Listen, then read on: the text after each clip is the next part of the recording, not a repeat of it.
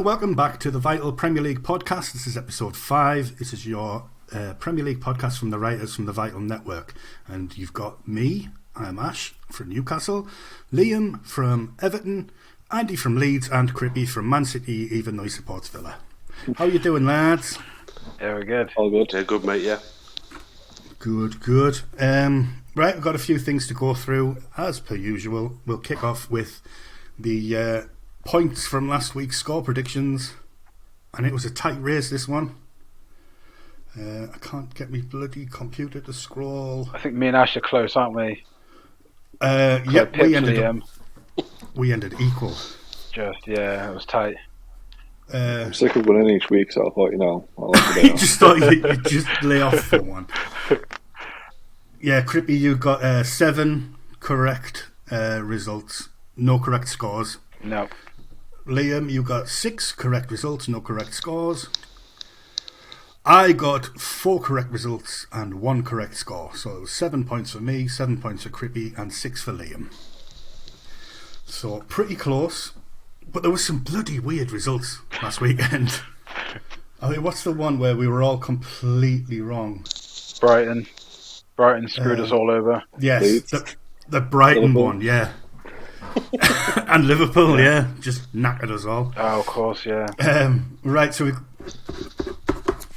we'll come to that in a bit, but I want to kick off with a brain teaser for you lads. All right, so this is one of those things that you're either going to know it right away or you're not going to know it at all. So who is the only player to score a hat-trick at all 4 levels of professional football? I knew you'd know it.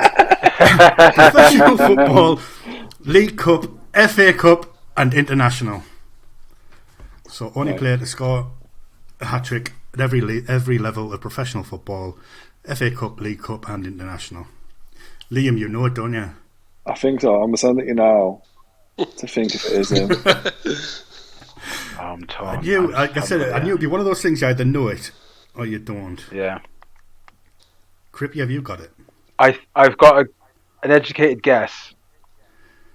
Ooh, an educated guess. I think, yeah. Is that just between me and you there, Liam? Yeah, you're right, mate. Well played. Right, podcast's over, lads. Liam spoiled it, so we'll see you next week. Right, anyway, we'll continue. Something like we're going to start off something really trivial. I was going to mention it last week, but we were quite busy. And it's commentators mispronouncing players' names. Right, this is a proper little bugbear of mine because I'm a little pedant. But it really winds us up. I don't know if you guys have noticed any your lads who get their names pronounced wrong week in, week out. But watching the game on Sky the other week, and people kept calling Kieran Trippier, as if he was French. Yeah. That was winding me up. And then Bruno Guimaraes, he was getting called Gimmer Rice. Basmati rice, wild rice, and Gimmer rice. So are there any that you know of your lads that wind you up, or am I just like weird? Oh, that's a good question. There are some. I'm trying to think. There were a few that they always butchered, and it used to drive me nuts back in the day. I'm trying to think. Like, a lot of them are older ones, but there's ones on FIFA as well that you hear all the time. Yeah. And obviously with the FIFA, it's just repeated over and over and over again. Yeah, with us, Aylin always gets called Aylin for some reason. Come on, Aylin. Yeah, it's the Y, isn't it? Yeah. The one on FIFA, what gets me is they call Bruno Fernandes, they call him Bruno Fernandes. What? They call him Bruno Fernandes on FIFA, and I don't know why. Never heard that one, that's class. There was loads on FIFA that used to grind on us because you just get them so often. I think Ozil was one. Ozil. There was a lot of Ozil, calling him Ozil, wasn't there? At the beginning, despite the fact it's got an umlaut over the O, so it definitely isn't that. Yeah, that was one I remember. Just have to watch Mason on Soccer Saturday. He'll get them wrong all the time. It's all right. We had Joe Kinnear as manager, and he couldn't name his own players properly. So. Oh, that interview is great. Ben Affrey and Johan Kebab and that was fantastic. Charles Insomnia. And he just made up as well things that he'd accomplished in that interview as well. Complete lies. He was an absolute different level, that bloke. Liam, have you got any, mate? You're very quiet. Are you just? I think the only person I can think of was Jagielka. That was it. It's Jagielka or Jagielka because he's half Polish. Jagielka was the one. I think Jagielka was hilarious. I think that's the only one to think of. I think that's it. Unless, I mean, I don't know if people call Tarkowski wrong, but I don't know. Yeah. Tarkowski. Yeah. But is it Tarkowski, though, if he was Polish? No, I mean, there was a thing on Football Focus the other day, actually, him and Cody, and they asked him to pronounce his name. So probably should really know, but, don't. You should. I say Tarkowski, I'm not sure. Yeah, I always say Tarkowski as well. Yeah. Yeah, but I'm just a common flat bloke from the north. I should have said at the start, like, Crippy, I know you Villa lads like to lie down for a while, so if at any point during this podcast you're feeling tired, mate, let us know and we'll have a rest and we'll tag it on at the end. Ash, you were warned. You were warned before we did the podcast. You didn't say you were going to be nice, but I was hoping you would be. Oh, dear. I had to get a dig in. I know. Oh, it's a bad one in the office, wasn't it? Not your best. We'll come on to the weekend's matches in a bit because I've got another gripe. And I know that Liam shares this one as well. I wonder what it is. And it's one-footed players. Liam, take it away, son. Yeah, well, we said this the other day, didn't we? Oh, last week I think it was. Because we were talking about the main man, Charles Nzogby, weren't we? Yeah. I remember when he was at Wigan, he scored. He went on like a runner scoring just the same goal week in, week out. One of them was against Arsenal, I remember. I think they won 3-2 or 2-1 at the last minute. He scored, and they ended up keeping them up, I think it was. But, like, who's your number one player in the world? It's either Messi or Ronaldo, and one of them's left-footed. You never see him using his right foot. Yeah, Messi. Sure. Yeah. We've got Salah, only ever uses his left foot. Sure. And, I would have said Almiron, but he took a shot. I was going to say Almiron. The weekend, and I nearly passed out. Yeah. I had to go for a lie down after that. It's just ridiculous, though. They stand out more as lefties, doesn't it? Yeah. I'm a lefty, and I know that I get it a lot in games as well. If I cut inside on the left foot, I always get it. He's only got one foot. I always get it as well. It's infuriating, but there's something with left-footed players, isn't there? You just don't ever see them really whipping balls on that right foot. No. Bale was bad as well, wasn't he, for it? I remember Yeah, Bale was absolutely horrendous. Giggs, Giggs. Thing is, though, mate, like, you're not a professional footballer, Crippy. You're not getting paid like no, I'm not tens close. of thousands of pounds a week. Yeah. These guys, this is all they do, and they can't use a right foot. Yeah. It's a lot from your game you lose, isn't it? Robin as well. Robin's another one. Really left-footed player. Same as like right-footed Beckham. He only had a right foot, never used his left foot, did he, Beckham? Yeah. There's one. We were in our brain last week trying to think of a right-footed one, but Beckham's a damn good call. Because the majority of players are right-footed in the league. I think it's like 3-1 right-footed players. The game is more suited to right players, so they can kind of get away with it. Whereas left-footed players, it sticks out like a sore thumb when they haven't got a right foot. I think the only other people that are left-footed are mainly keepers. For some reason, every goalkeeper seems to look like they have a left foot. A lot of keepers, yeah. Weird. Anyway, that's gripes out the way. Let's talk about actual football now. So Miguel Almiron, he bollocks that point up last week by hitting the shot with his right foot, and then Leeds have gone and bollocksed up this entire podcast because I was going to ask Andy what the hell is going on, and then they went and beat Liverpool. So Andy, what the hell is going on? I don't know. I think it was a combination of we was good and Liverpool was awful. Like Liam said earlier, the midfield was just non-existent for Liverpool. Aronson was just getting joy all the time. I don't know. Like I say, when we scored early, I was expecting the backlash, and then when they equalised, I was like, "Here we go. This is going to be 6 or 7." But yeah, we just. I mean, to be fair, they had the second half. They had Melier got man of the match. He kept us in it. The amount of saves he made. I mean, a lot of them he should have saved, but there's a couple of them was world-class saves. And then obviously we go and nick it at the end. So yeah. I mean, Liverpool, Lollipool. What's going on with them this season? I would say in the game, I didn't know if Leeds were good value for a draw. This is just my opinion. They were good value for a draw. I thought the win flattered them a bit, but the state of the defending for the goal, you deserve to lose. Because that was poor. That was so bad. So I thought fair play to Leeds if you take advantage. That normally happens to us. That's normally our defending. That's why it's surprising. Yeah. So that's probably saved Marsh's job for now then. Yeah. You just got to make sure it counts next week. We've got Bournemouth on Saturday. If you go and lose that, it's just you're back to square one. You need to make it count. Yeah. Pointless. Where you're standing on the Jesse Marsh thing, are you wanting to keep him, wanting to become good, or? Well, with it, it's frustrating because when we play the so-called bigger teams who play expansive football, we play better, but we can't play against the teams at the bottom, and that's our bread and butter. We need to be beating them. So the jury's still out for me. If we beat Bournemouth and we can get something at Tottenham, the table looks a lot different going into the World Cup. Yeah. So Liam, didn't you? Sorry. No, go on, mate. So I think he possibly deserves January and see what he can do in January because we desperately need to buy a striker. Another one-footed player is Bamford again. Yeah. But Liam, didn't you say last week, I think it was you anyway, that Bielsa was touted with a return? Oh, yeah. Yeah, I've read that. Yeah, so one of lad who at work, he's a Leeds fan because I asked him who would they want if Marsh was gone, and he said Sean Dyche. So I mean, I don't know about you, Andy, but I mean, I laughed as well. No. But I think he said Bielsa was. I think I just made it up. I think I could picture Bielsa coming back. Like, it's just a mad appointment, isn't it? I mean, it was mad at the time, and it's just something you can't imagine. The thing is, with Sean Dyche, he will definitely shore up the defence, which you obviously need. Yeah. But we've got some decent midfielders now, and Aronson and Rocker and that are just going to have a stiff neck from just looking at the sky, aren't they? So it's just, I don't see it working in that team. I don't see it working. There's a ceiling, isn't there, with Dyche?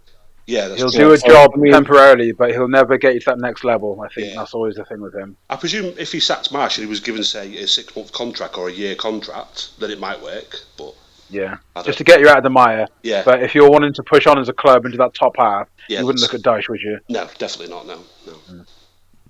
Sean Dyche, the new Sam Allardyce. Yeah, make a fortune out of it, couldn't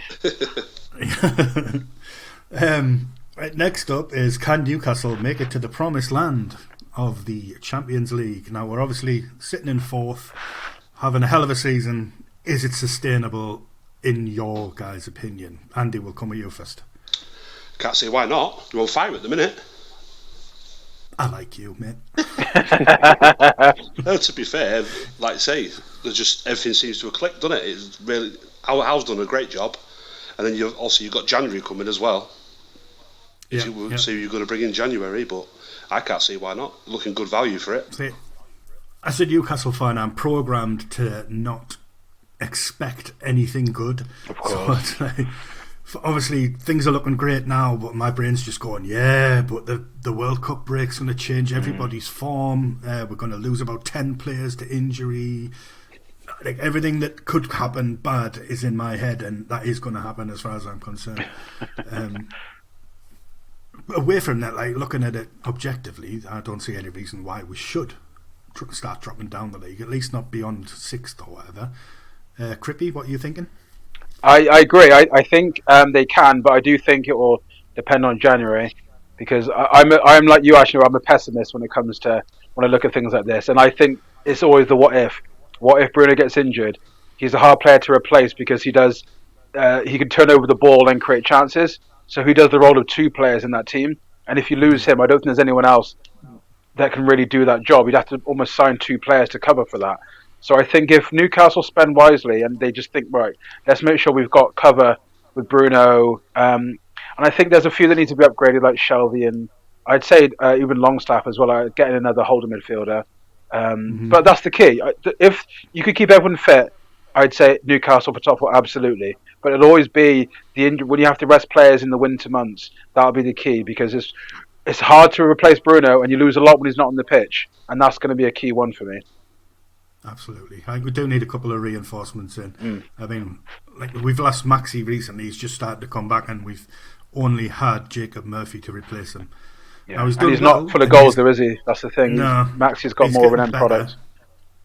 But he's not what we need to propel us up. Liam, what have you got to say?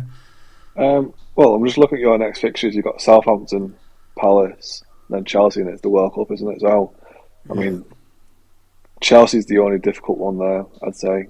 And even then, you're at home, and it says 5:30, so the atmosphere is they're going to be up for it. So they're all 3 winnable games. All you do is the Palace one's cup. Oh shit, yeah, it is. So either way, 2 games, 2 winnable games, definitely. 6 points is there for the taking. I think if we take 6 points in this month, that's a brilliant achievement, especially considering we'll have paid all of the big 6, and the only one that we came away with no points was Liverpool, and that was controversial. Respectable. Yeah. I do think you just need that. I'd say that centre midfielder who can do a bit of everything, but also I'd say a wide man, because Ryan Fraser's not. He was meant to be that one, wasn't he? And he's done very little this season. Hasn't played as much as he'd want to, but that's the key for me, because you're relying on Maxi and Miggy, but obviously if one of those is out, you then got a gap to fill. And I know Jacob Murphy's done alright, but when it comes to end product, he's probably not the guy that's going to get you those goals in those tough games, is he? He's not the one to produce that moment of magic right now. So those 2 positions I'd say are key, because at centre back and stuff you're good. Newcastle have the depth there. It's just the creative positions, I'd say. What about Harrison in January? Well, apparently we're pretty keen on him. Yeah. And from my point of view, it'll be good to have a shirt with my name on the back of it.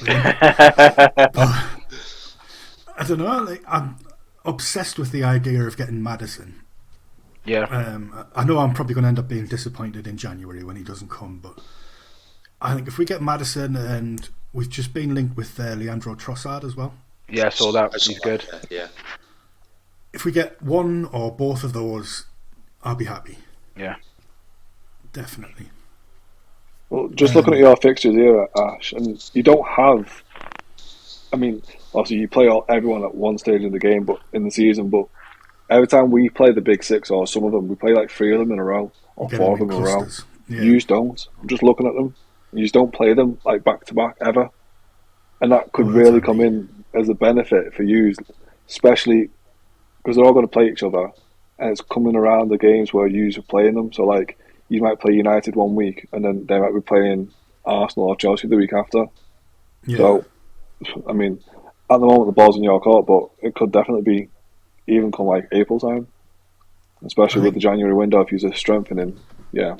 That's what I was going to say there. If we do get the 6 points this month, then obviously that keeps us in around 3rd and 4th, and then I think that's when the board will just say, right, we're ahead of schedule, let's just chuck money at it, go and get who you want, and we'll deal with FFP when we're in the Champions League. I mean, we can dream. But this isn't a unique season, isn't it? Because you've got Liverpool out of it. So there's not many years you're going to get a chance like this where their form is really just going to see them barely in the top 6 if they continue. Yeah. So it really is a chance for Newcastle to get in there and do it. So why not? Yeah, but they'll get their inhalers back after. They'll get their inhalers back after January. Once the World Cup's done and there's no more drug tests, they'll get their inhalers back then. But Chelsea as well. Chelsea aren't exactly ripping up trees at the minute either.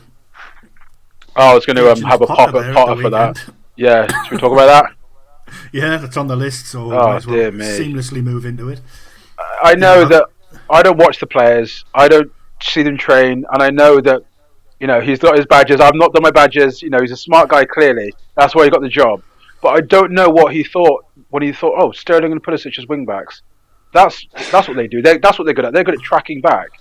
That's what those 2 players are known for: tracking back in games and concentrating. I have no idea what he saw, and I think they even said on Sky Sports that he abandoned wing backs for the past 2-3 games at half time. So it's like, are you not seeing this? It isn't working. You must know it's not working on the training field as well. But they lost the game because of that, because they were all over the place defensively. Absolute mess. I don't think I didn't watch any of it, but I've seen the highlights and that, and they were bad. I say that they were the mess in defence. It was almost as if they were trying to throw the game from what I saw of it. Obviously, Thiago Silva looked like he was given up. I've never seen him play like that before in my life.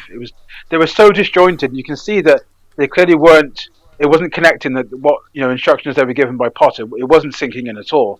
because the wing backs weren't. You're meant to keep one wing back in defence when the other one goes up, but they were playing both of them so high. So then a centre back was having to come across to meet the player with the ball, and then the gap was forming in the defence, and Chelsea were getting ripped apart by that all afternoon. Awful, really awful. Agent Potter. He was there on the sidelines with his big spy coat on, his hat and glasses. Yeah, got the fade. Yeah, he's got his glow up. Deary me. Who else have we got? Mitrovic. This one's generating a lot of debate online. Should he have seen red? What do you think, Liam? Well, that's the room. Take me out of the room. What do you guys think? 100% red. Yeah, I think so as well. Yeah. I thought so, but the commentary was interesting, wasn't it? Because they were all saying like, "Oh, he made an honest attempt for the ball," and then even in the post match they were saying the same thing. I was like, "Am I reading this wrong? If I had that done to me, I'd feel that's a red card offence." Yep. Dermot Gallagher on Ref Watch as well. Yeah, he said it wasn't. Gallagher he's just a melon as it is. But I mean, when Souness is saying that it was a red card, then you must think, bloody hell, it must be pretty bad for him to say it's a red it's a card. double red. Yeah. Do you know what I mean? But it's not. What annoys me is not only was it not giving it a red, but the referee was looking right at it. Yeah, he's not give it. Fair enough, that's fine. But how?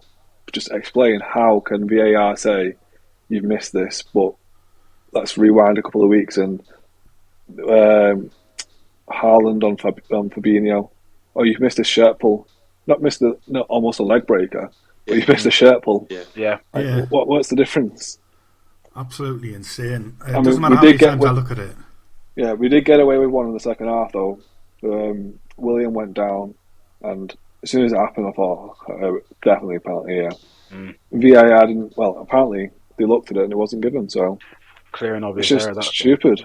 Yeah, but I found out yesterday the last time an opposition player got sent off was in 2019 against Everton.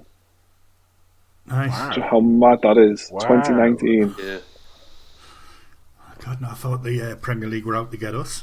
So 2019, and since then we've had Mitrovic on the weekend. We had Van Dijk against Onana in the derby where he tried to snap his leg in half. I just don't understand it. And then we go back to last season as well. Sorry, Ash, because I'm going on my rant here. Last season, and I know you'll remember it. The Allen tackle on St. Maximum got given a yellow card in real time. VAR looked at it and was like, "No, red card." Well, hang on, the referee's there, so they gave him a red card. We appealed it, and then he got given an extra game ban. This season, Trippier did the exact same tackle on De Bruyne. Red card, VAR. Oh no, let's change it to a yellow. What? Why? There's no consistency. Now, my dad always goes on about it, saying that there's a conspiracy against Everton, and I'm starting to believe him. I'm starting to believe it. Talking to you. 2019 was the last time we had someone sent off against stuff. It's just mad.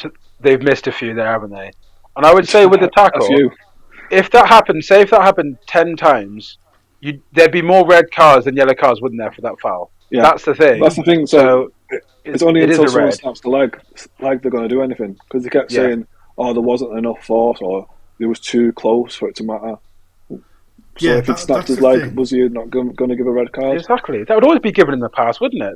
If it's above the foot, right into the ankle, your studs are there. It's so clumsy, and you can't say he's attempting to get the ball, because if he had done, he would have stamped on the ball. That wasn't like a tackle, was it? He was sort of like a lunge into it. So I don't. It was literally just mistimed, and I know. I don't know Mitrovic, but I don't think he's meant to do it, because you can tell a stamp and an accident. But straight away, as soon as he's done it, he's put his arms up. He's hurting. Yeah. Oh. Yeah. He's like, I'm gone here. Yeah.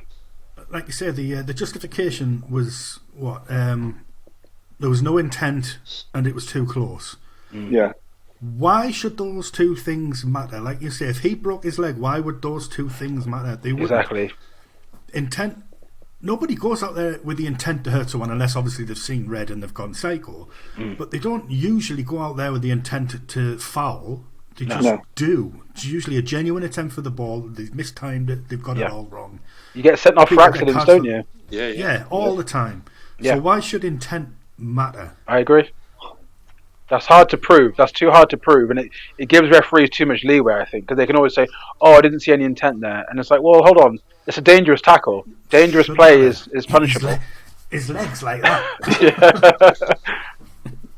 I just don't understand VAR. It's just ridiculous. Like, I know it's not like I'm saying a broken record player here, but every week we seem to have something going against us.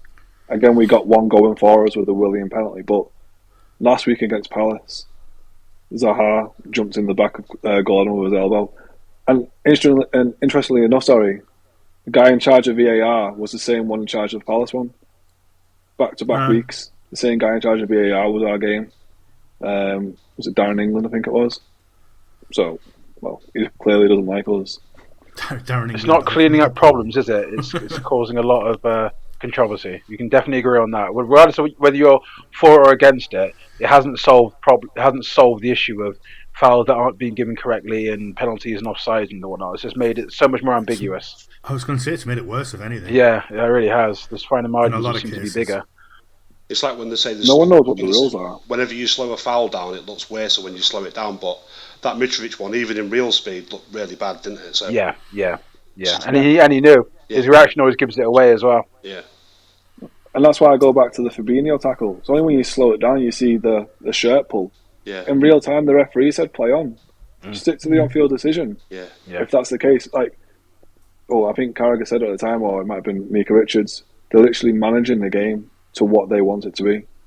And I mean, we all have the same opinion that the big six get the rub of the green more than not. And it's a thing. I had a conversation with my mate that was on about VAR, and we were saying it's fell out of love of football because you watch a goal and you're like, well, I'll wait a minute to see if it's a cheer, and then it's okay. What a goal! It's killed it. I've stopped cheering when we score now. I wait until it's been confirmed. Yeah. Then even then, some of their decisions are ridiculous. Like last week. So last week, the Palace goal, Gordon tapped it in, and the referee's given him offside. He's a good 2-3 yards onside. And if we didn't have VAR, it would have been disallowed because the linesman's rubbish at his job. Absolutely. Callum Wilson said the other week that he's just stopped arguing with referees now. Yeah. He's no point, he's sick of it. It's just no point. We don't even appeal for anything. So even when I score a goal, I don't celebrate because I don't know if it's going to be given. I have to wait for the check. It's just ruined the spontaneity and the excitement. And it's not quick, is it? It's meant to be quick. It was meant to be get decisions fast, a couple of replays and whatnot, but it's taken so long, and it just kills the flow of the game completely. You know when he goes over to that camera, the screen, you know what's happening as well, don't you? You just know it's never going to be overturned. It's probably about 2% of the decisions get overturned. They're always going to. I feel like we're the only team that have had things overturned. So I think the first penalty that was given by VAR was against us, which was at Brighton. Because I remember it. The ball was in the air, and Coleman's and whoever it was were both looking in the sky for the ball, and he stood on his foot, and the guys rolled around on the floor. They referee said no, but then VAR gone said, he stood on his foot. They're not even looking at the ball. They're both looking in the sky. Like, it's ridiculous. It's madness. Like some of the things, there's no common sense applied, and pundits talk about it all the time, saying they need ex-professionals in the VAR room to sort of give context to things, and if they don't do it soon, the whole thing's going to get out of hand.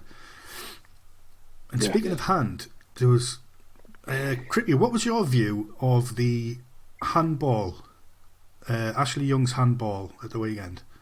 I'll be honest, I thought that was okay. I thought that was a penalty.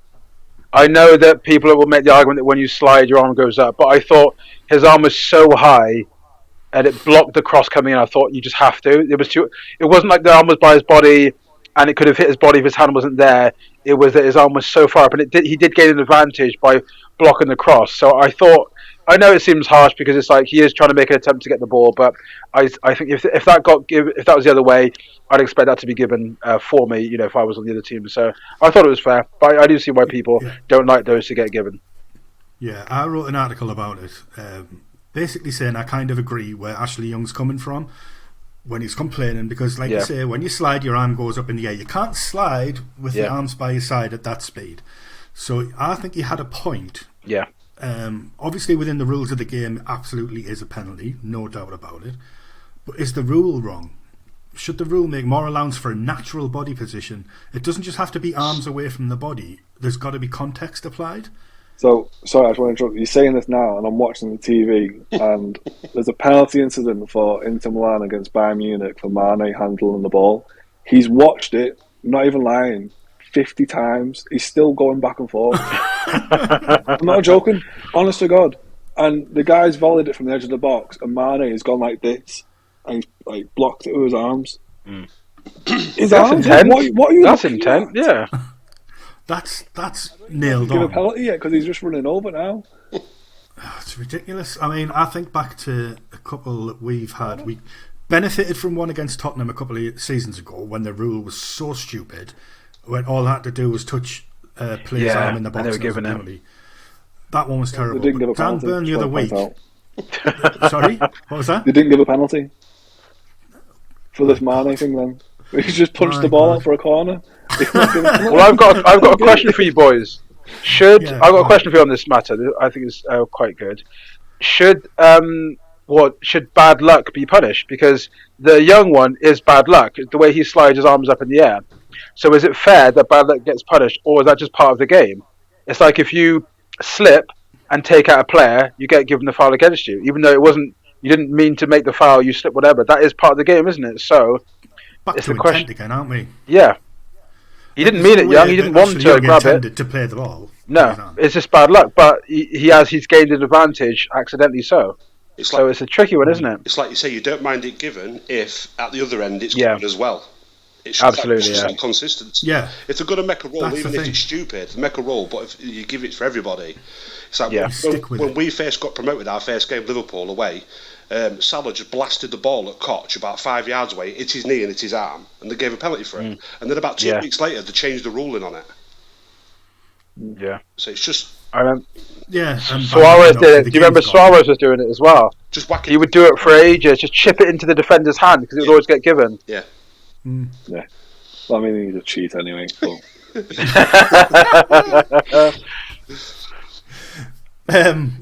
Right, Andy, you've got an injustice you want to get off your chest. Yeah.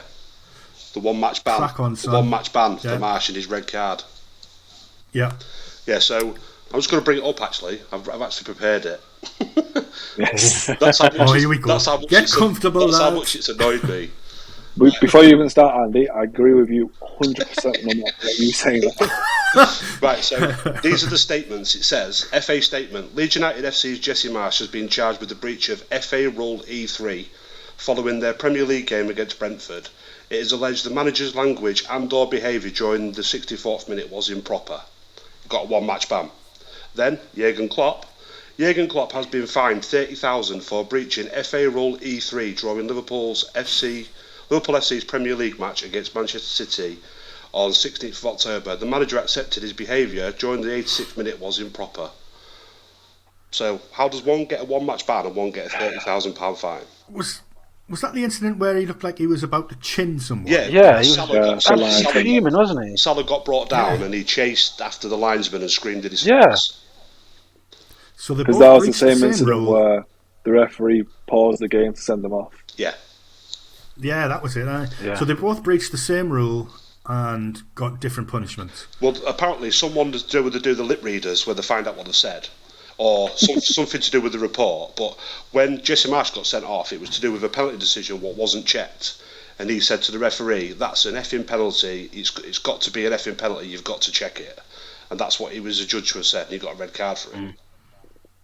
But yet, Klopp runs down the line, and this was on a weekend where lots of youth games, the Sunday League games, was called off because referees was getting abuse off parents and people associated with the teams. I think one was assaulted as well. Yeah, so you think they'd at least give him a one-match ban. But apparently, it said on TalkSport the reason why he only got a £30,000 fine was because he admitted it and said sorry. That's what they said on top. It shouldn't matter, should it? It should just be blanket across the board. Yeah. Same punishment, same crime. Yeah. Like, Wonder how many times that Fergie got banned and things for his conduct on the side. Not a lot, considering how much grief he would have given officials and whatnot when he was managing. Yeah. I'm sorry, to go up to someone and say, that's a fucking penalty, you need to check that, that's a fucking penalty. Yeah. Players around the pitch would have said a lot worse than that. Yeah. And Marsh at the time, because he didn't appeal it, they said to him on one of his press conferences, why didn't you appeal it? He said, because if I come out and say something, I'll end up getting a 3 match ban, so I'll just take the 1 match ban and get on with it. And the thing is as well, the funny thing was he missed the Villa game, and that was the game we looked the most organised when we went down to 10 men. Well, it's funny you say that, because when we played Liverpool at their place, Gordon went down for a penalty, and Lampard said afterwards straight away in the press conference, if that was at the other end of the pitch and it was Salah, that's a penalty. Why didn't we get it? And he got a fine from the FA for those comments. For speaking the truth. Yeah. So it's ridiculous. Again, we go back to the Big Six bias. So for Klopp, it was probably, he showed a bit of too much passion. It was just too much passion. Yeah. No, he's just a knob. And a knob who's lost control of his team and taken it out on everyone around him. Yeah, because he didn't get what he wanted. He spat his dummy out and he's took it out on a linesman who, didn't do his job properly, but get on with the game. Yeah. It's like Crippy just said, though, if that had been Fergie now in this time, how many bans would he have got? Because he was forever screaming at people. Yeah. Everyone was scared. And they all said they were scared. Yeah, I was going to say, they've admitted now that they were scared and it influenced how they treated him. Yeah. It's like, do you realise what you're saying? Yeah. The ethics of refereeing, and like you're admitting that you were leaning on him because you were scared. That's crazy. Yeah. Ridiculous. Shows what you can get away with when you bring the Premier League money in.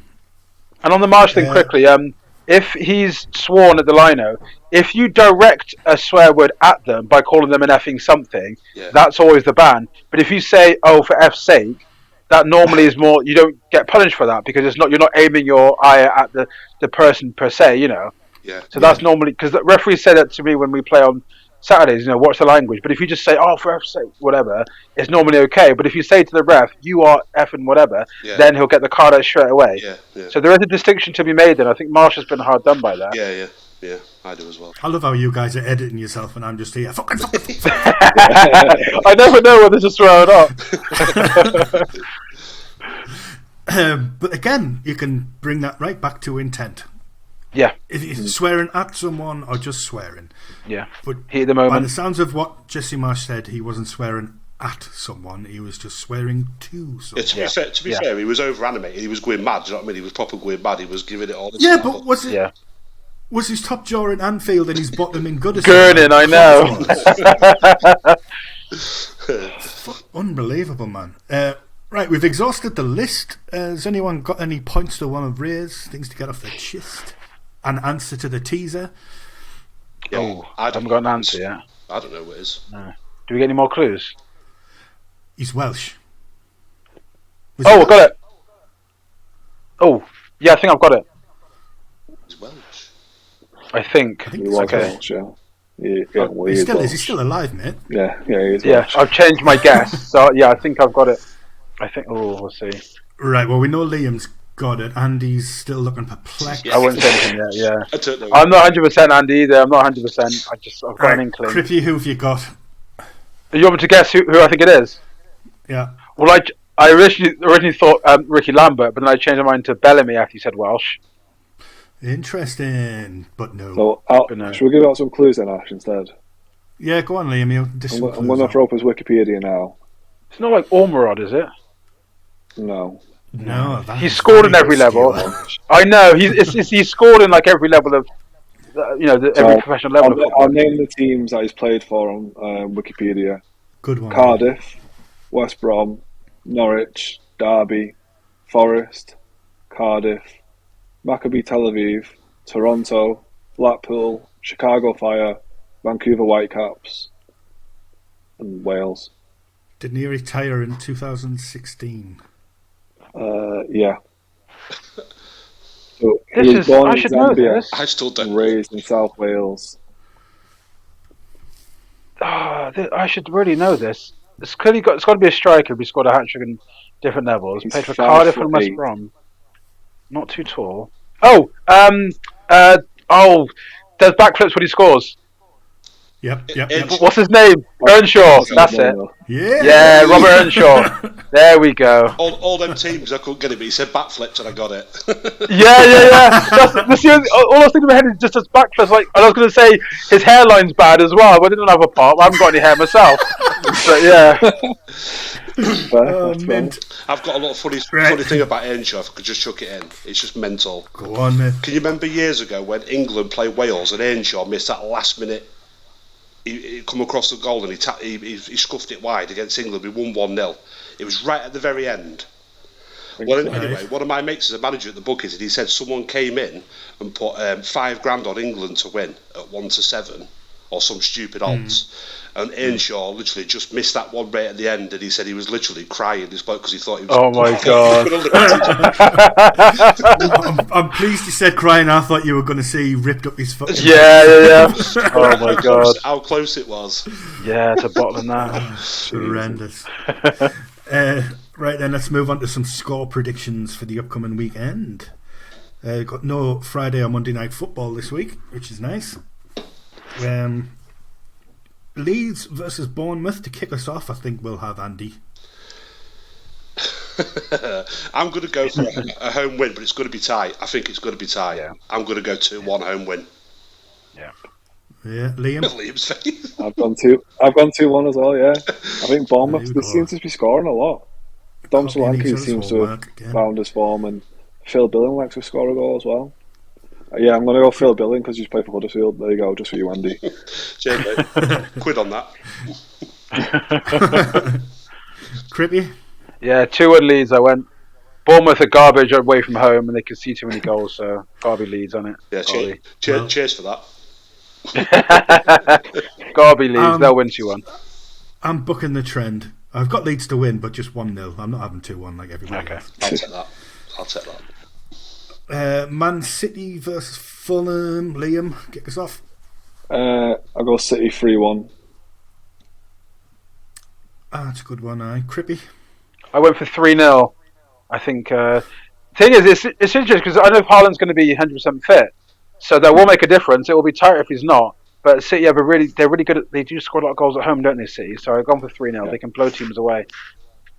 Yeah, Andy. I've gone the same 3-0, and just not to make it up. I've got it wrote down there. I'll put 3-0. Same. I got it run down as well. I've got 3-0 as well. Yeah. On Haaland, how much did he bollocks up everybody's FPL at the weekend by waiting till the last minute to declare himself out? I didn't captain him for that reason because I knew he wasn't going to be fit. Yeah, I knew it. I'm not going to be that guy, but I knew he wasn't going to play. I was pretty sure. Could just tell by the language because he wasn't even in the squad, was he, for the Dortmund game? So it was clear that he was knackered. Yeah, I left him in because I'm. Forest Brentford, Crippy. I've gone for Forest 2-1. They've not been bad lately, Forest, have they? But I think it's more so again just because Brentford are bad for away from home. They lose. They don't really win anything. So I think Forest will do it. But you know what will happen? It'll be 1-1 or 0-0. Won't it be rubbish game and could be worst game on match of the day? Yeah, it's not going to be a classic. But I've gone for Forest. Don't let me down. Andy, what have you got? I've gone 2-1 Brentford. I don't know why, but I have. Ooh. Just a bit of an Ivan Toney thing going on. Yeah. They got through. He's suspended, isn't he? Is he? He's suspended for 5 yellows, I think. Yeah. Oh, there we go. Then. I'm going to go 2-0 Forest now. Then. Yeah, it was 2-1. Yeah. You're chalking Brentford's goal off, are you? Yeah. I'm going 1-1. And again, like Crippy said, it's going to be a naff game. Yeah, absolutely. They're going to be so nervous, both teams, aren't they? Because they know it's a big game for both. They're going to be so scared to sort of come out the blocks. Yeah, cagey. Really cagey. Wolves and Brighton, Andy? I've gone for 2-0 Brighton. Ooh. Good one. Liam? Yeah, same. 2-0 Brighton. Crippy? I went for 1-1, I think. Yeah, I think Wolves I know Wolves haven't been great, but at home they're normally quite strong. I think they'll get a result. Didn't Wolves get a good one against I think Wolves put off a shock recently or something. I can't remember, but yeah, I think Wolves will They got a late equaliser at the weekend, didn't they? Was it a late equaliser? Was it 1-1? Against Brentford, yeah. Costa got sent off in that game as well. That's right. He did. Have you seen it? Have you seen the sending off he got? Yeah. Well, I won't really call that a headbutt, but you know. I was going to mention mention that way, because, isn't it, to get sent off? Because we got that one the other week about David Luiz. It looked pretty similar, but there was obviously a lot more movement from Costa than there was from Luiz. So yeah, I could see how that one was given. Yeah. There was intent there, Ash, wasn't there? Yes! Intent. Word of the week. One time they got it right, yeah. I've got 2-0 Brighton as well, just to round that out with everybody else. You can come to me last for this one. You last for this one. Yeah. Okay. Crippy, what have you got for Everton, Leicester? I went for 1-1. I think Leicester are going to be... Leicester had 2 good performances. I know they lost to City, but they were good value for that. And I think they'll get a point. Yeah, what have you got, Andy? I've gone for Everton to win 2-1. Nice. I've gone for Everton to win 1-0.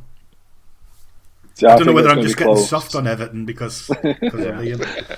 I think it's going to be close, but I reckon, like Crippy said, Leicester have been good of recent. I mean, I've got a backwards, haven't I? Yeah. I'm going to go 2-1. It's not like... But no, 2-0. Yeah, we'll keep a clean sheet. There we go. England's number 1.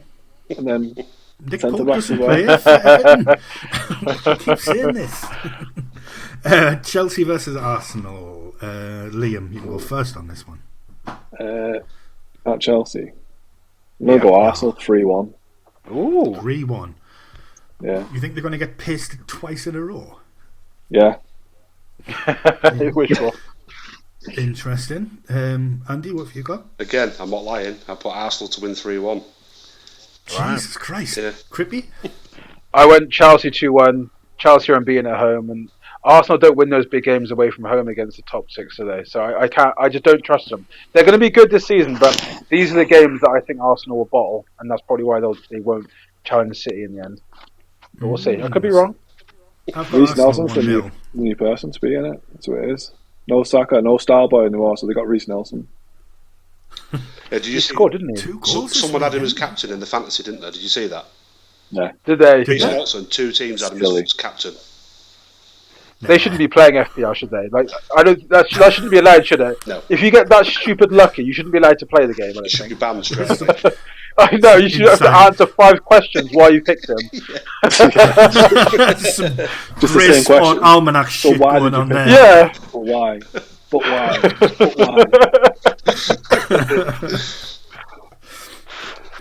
Right, over to you, Crippy, for Villa Man United. I know I'm a really bad fan because I never back Villa, but I think United will win 2-1. We never beat United. Doesn't matter where we play. We can play them anywhere. We just never win that game. And right? Yeah, I've gone for United 2-1. It'll be close. 1-0 Villa. Ooh. Andy? I've gone 1-1. Is it Unai Emery's first game? Yeah. Yeah, I've gone 1-1. I've gone on the strength of it being Unai Emery's first game. I've gone 2-1 Villa. Oh, that's annoying now. Why couldn't they put that as a half-ball kick-off? I can just see it now. After they win 1-0, straight on Sky Sports News, good evening. Good evening. There'll be plenty of opportunities before he gets sacked for another good evening. We just don't score enough goals. That's why I just couldn't back us. We're not good to watch. You know, it's hard for us to get that ball in the net. So I can't trust us to do that twice against United if they score. You know, I just don't see it. He scored 4 last week. Yeah, he scored 4 last week. I'll kick off with Southampton versus Newcastle. St Mary's used to be a nightmare for us, but I'm going with 3-0 to Newcastle. It's not often I go big, but I'm going for it. Yeah, you get value for it. Andy, what have you got? I've gone 3-0 as well. So someone's been sneaking in my house and looking at my notes. We've done this before. Last week, I think, was the same as well. We had so many similar ones. And Liam. Yeah. Ridiculous. Liam, what you got? I'll go 2-0 Newcastle. Nice, Crippy. I went 2-1 Newcastle. Lovely. West Ham Palace, Crippy, kick us off. Went 2-1 West Ham. I saw they've had like 3 home wins on the bounce, and Palace haven't won on the road, so I thought easy enough. It's a good one. Liam? Yeah, I mean, 2-0 West Ham. You look like you were going to add something. I thought you could add something to that as well, yeah. It was more of a thing for, I keep saying it every week, for the lad, my mate Eddie at work, because I always rip into him, don't I? And after the United game, he was silent, because obviously they got beat. As soon as that fan also went and sent him a message, West Ham going down, and he was just like, sent a screenshot of the league table, didn't I? And that was it. Next morning in work, we should have won that game, Liam, we should have won that game. I was like, okay, Eddie, sure you did. Shoulda, woulda, coulda. Yeah. Andy, what have you got for them? I've actually gone 2-2. I don't know why, but I've gone 2-2. I've also gone with 2-1. 2-1 West Ham. Not back in Palace. It probably will be 2-2 because it's the one game that's not on Sky on Sunday. Yeah. Palace are good as well. They can score goals, Palace. They can. They're good. Yeah, they'll get one. Yeah, that's what I think too. I think so too. Spurs and Liverpool, Liam. How many have you got Liverpool getting beat by this week? Yeah, 5-0. Is Richarlison back? Did he play on the weekend for Tottenham? No. So I don't know how. No, didn't play, I don't think. Was he on the bench? No, he wasn't on the bench either. I'd love nothing more for him to score his first goal past them. Love nothing more.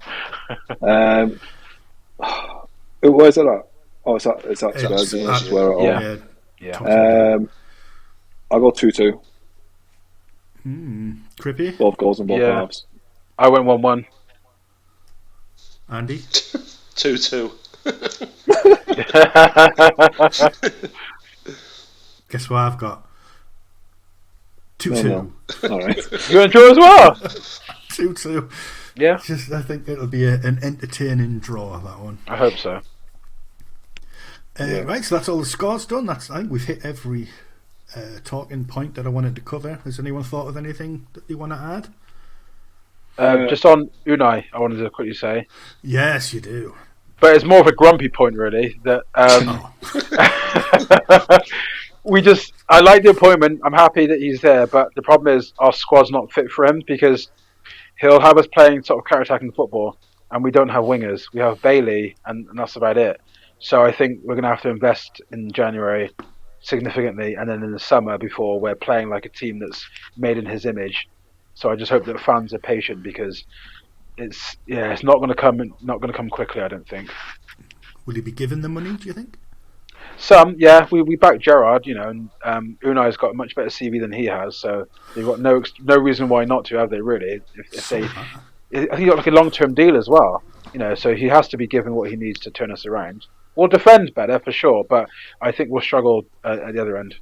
What it was, Crippy, he wanted Sean Dyche. That's what it was. I wanted Rodgers, to be fair.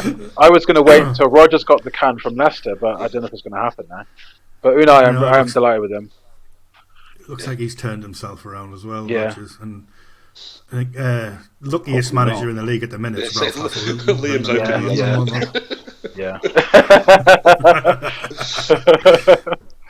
Yeah, Hassel, I can't even say his bloody name. Hassenhuutl. Ralphie. Yeah. He just keeps doing enough to keep his job. Yeah. He's always on shaky ground and then he gets a result. Yeah. He's not going to get one this weekend, obviously, but I wouldn't have thought so. He'll be expecting that. I can't wait to turn him over this weekend after his comments last year.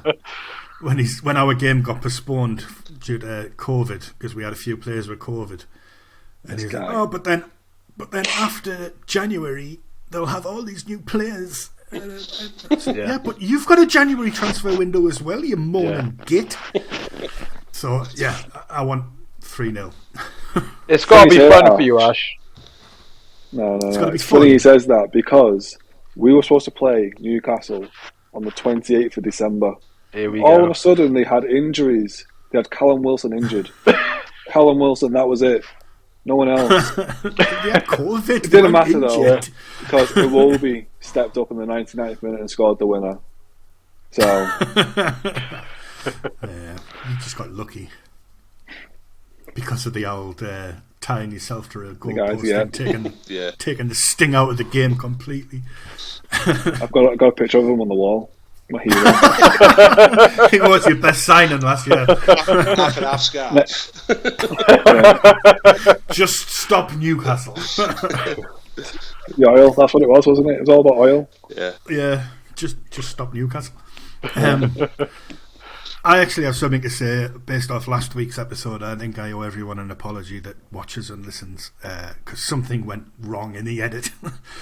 And towards the end, Liam looked like he was, me and Liam, I think, both looked like we were in a badly dubbed Japanese samurai movie. And not just that, it's like there was a few times where it felt like I was talking over the top of you. But I do know what I did wrong, so I know that it won't be like that again this week. All because I was praising Everton. All because I was praising Everton. Look at him. I was like, when you texted us and said that it had all gone squiffy, I started watching it again, and I was like, I'm just cutting them off. The audio had shifted to a point where I was just cutting you off after every sentence. That didn't happen when you were recording. No, when we were doing it, it was good. I know exactly what it was, because the other week when I started putting the title, like chapter titles on the video, I put a swish the other week, and I couldn't add it last week, and I tried to, and that's when it knocked everything squiffy, and I didn't check. So there's some technical info to round out the podcast this week. Next week, I think we're going to try and go live. So tune in on YouTube next week at 8 o'clock. Exciting. Next Tuesday. And I think we might have a very special non-Premier League guest next week in the form of our gaffer, Paddy. Might be getting pelters from the rest of us. Quite possibly. So. Might be. Definitely. Might be. Yeah. Make sure you're on form next week. Absolutely. None of us will be working on Wednesday. Yeah, how to resign. Live on YouTube. Resigning live on YouTube. So if you do watch this and listen to this, click all the subscribey, likey buttons and things like that, and join us live next week on YouTube.